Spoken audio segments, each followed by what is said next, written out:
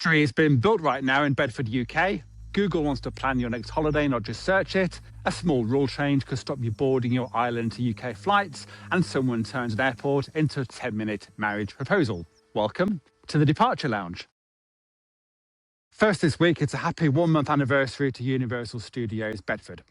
On the 12th of February, it'll be exactly 1 month since the green light was given via the Special Development Order, officially unlocking groundworks across a massive 476-acre site and kicking off the long countdown to a proposed 2031 opening. And they haven't wasted a second. Since mid-January, activity on the site's ramped up fast, with land mapping and archaeological surveys well underway. One area in particular has been buzzing after the possible remains of an early Roman farmstead were uncovered. The discovery has now triggered a full excavation, and given the sheer size of the site, I would say it's very likely that more historical surprises are still hiding underground. So yes, we may literally be building a future theme park on top of history, so watch this space. Now, the big question everyone's asking is, should we put 2031 in the diary? Short answer is, not just yet. Opening dates do tend to shuffle around for years, and realistically, we probably won't get a confirmed date, I would say, until 7 to 9 months before opening. Epic Universe opened in May 25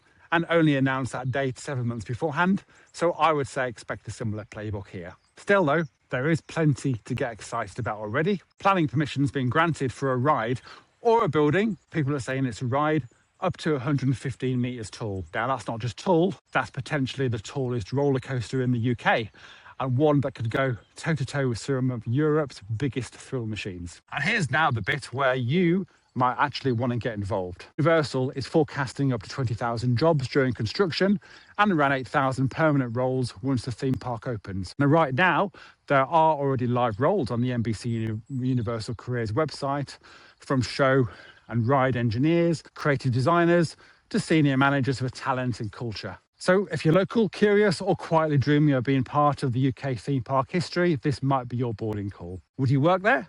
Are you already counting down to 2031? Let me know your thoughts, because this one's going to be a very long and very exciting journey.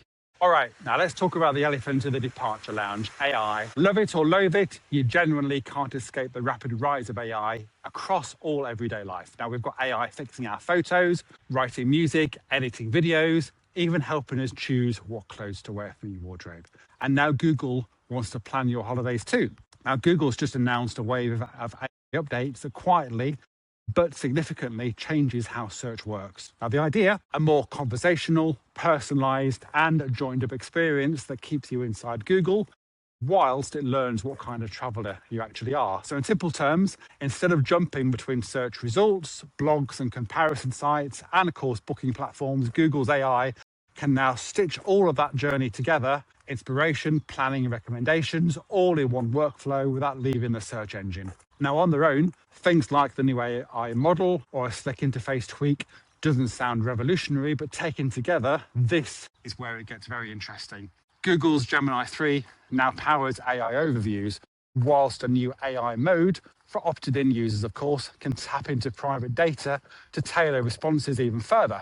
Now, combine that with AI overviews, and suddenly the search becomes less about links and more about conversation. Now, for travel, this could be huge. Think smarter destination inspiration, recommendations based on your real preferences, and planning flows built directly into search, all without opening 10 tabs or scrolling for hours. It's less, here are some of the links, and more, here's a trip you might actually love. So, big question time is, does this spell trouble for the traditional travel agent, or does it simply raise the bar and change their role? Let us know, are you excited about AI planning your next getaway, or does it feel a little bit too Black Mirror for comfort? Let us know what you think below. The future of travel might already be boarding.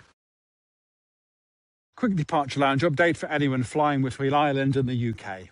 Now, from the 25th of February 26, Aer Lingus will require all passengers to show a valid passport or an Irish passport card on flights between the Republic of Ireland and the UK. So no more travelling on driver's licences or the Garda age cards. Now, the airline says this is about smoother boarding and fewer issues with UK Border Force, and it brings Aer Lingus in line with Ryanair, which has been passport only for years. The rule applies across all UK routes, including London, Manchester and Birmingham, with 2 exceptions, which are Dublin to Donegal and some Belfast domestic UK routes, which stay unchanged.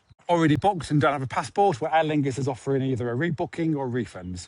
But the bottom line is, if you're hopping across the Irish Sea, pack your passport, even for a quick weekend away.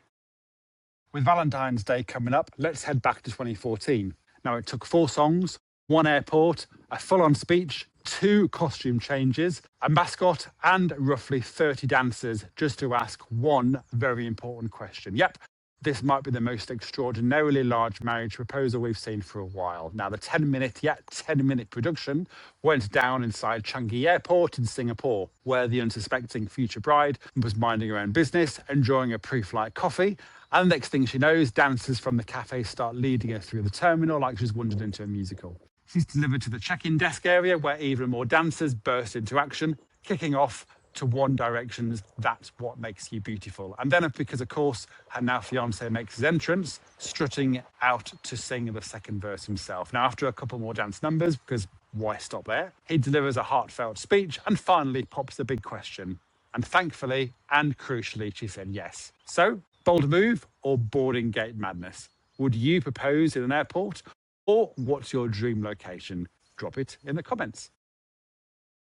And before we go, will invisible aeroplanes ever be a thing? I don't know about you, but I can't ever see them taking off. Are we there yet?